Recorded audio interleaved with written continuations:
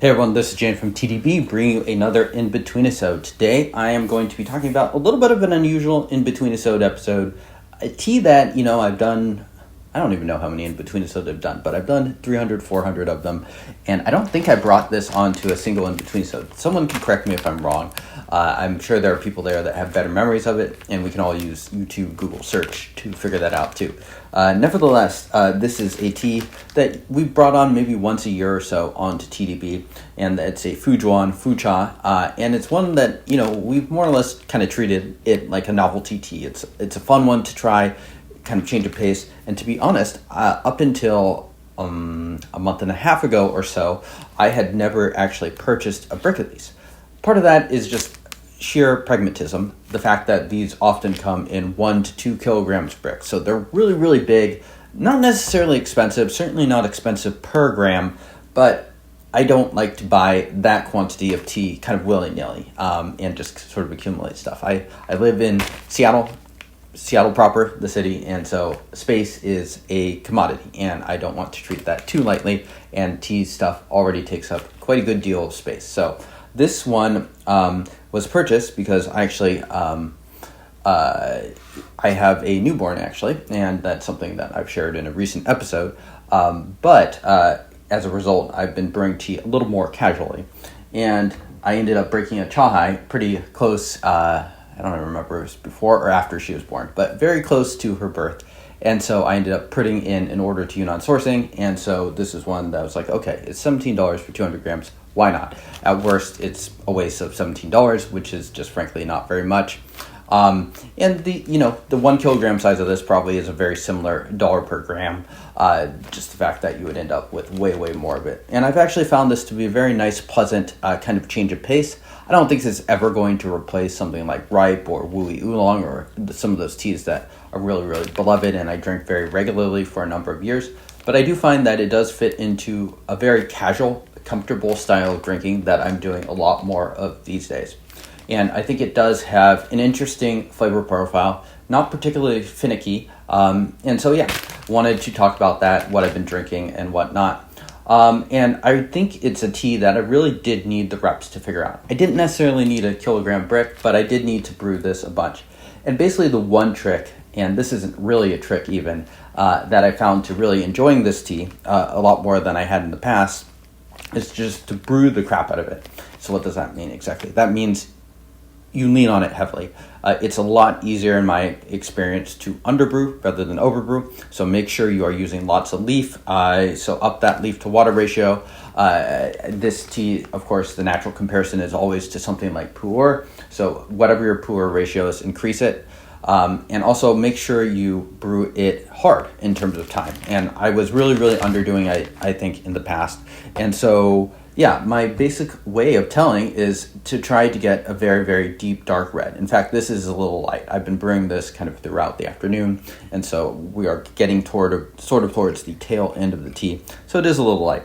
So my fault. I could have brought it on a steep or two ago, and it would have been a fair bit darker.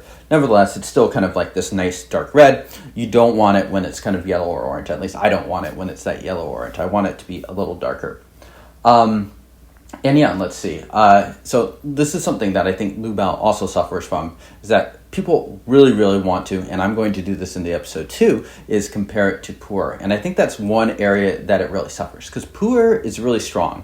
And so this tea is never going to match kind of that strong potency of a raw pu'er for the most part. Of course, there are some exceptions, always exceptions when it comes to something as diverse as pu'er. And it doesn't bring kind of that smoothness and that dankness that something like ripe is going to bring either. So it's bringing something completely different to the table. And I think it also is using, I believe this is correct, it's using the small leaf variety. So it doesn't have that kind of similar big, broader profile that you're getting from something like pu'er. So people are not going to like it just because it's a little weaker. And I find that increasing the brew time, increasing that leaf to water ratio are things that can really, really compensate for that. Let's get drinking. I don't think this is one where I'm going to be able to do another steep just because this tea really has been brewed, but you could sort of see here that the gaiwan has been pushed. It has this really, really interesting aroma that for me at least is kind of like a oolong aroma in terms of brightness. It doesn't have that dankness that pu'er does, but it kind of has this like interesting yeastiness, this wheat thing that's going on that I find to be, interesting at least. Cheers.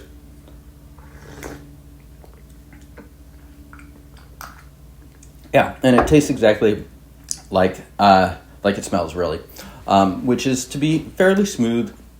Again, I'm not sure if I've ever overbrewed this tea, so this is one that you definitely want to push to the limits. I do think you probably could make it bitter or overly brewed at some point, but I've yet to really find that point. So I really like this tea when it's pushed really hard. I think it just brings out more body and enhances it. If I were to make any complaint about this sort of tea, is that it's a little weak for my taste. And so I've just found that kind of brewing around that, there are certain ways to brew around that, just pushing it hard basically, that basically makes up for that and can make it to be quite interesting. So yeah, I picked this tea very willy-nilly. I don't necessarily know how it compares to other Fujuans, but I might be buying some more just to kind of compare. Again, that 1 to 2 kilogram brick size thing is kind of it's kind of a killer in terms of buying it. For me, at least, I just don't want that amount of tea necessarily. I'm happy to drink through a 200, 300 grams or whatever. But when we're talking about like the minimum size, it's something like 3 cakes. That's just a lot. But this brand is one that I know that Siwin and Oolong Owl have talked about in the past. So that's enough for me to kind of give it a shot. So that's the Mojun Fuzhuan. Yunnan Sourcing carries a bunch of their different teas. In fact, the sample that I did order from them, I liked even more. I thought that one was quite good. And that's a little bit more of a premium Fujuan. That one's the Mingpin from Mojun. I think it's from 2018 too, but you can go ahead and look that up as well. So thank you all for tuning in. Let me know how Fujuan fits into your tea diet, if it is kind of a regular or if something you have every now and then, or if you've never had it before. I think this is a good starter point, mainly because of the size, and I do think for my experience brewing the different samples, and I probably had 20 or 30 throughout my life, my tea drinking, I think this one at least feels to be a pretty good baseline from my understanding. So again, I'm not the biggest expert in these sorts of teas, but I think they are worth checking out, and they're kind of fun. Thank you all for tuning in. I will see you all next time. Cheers.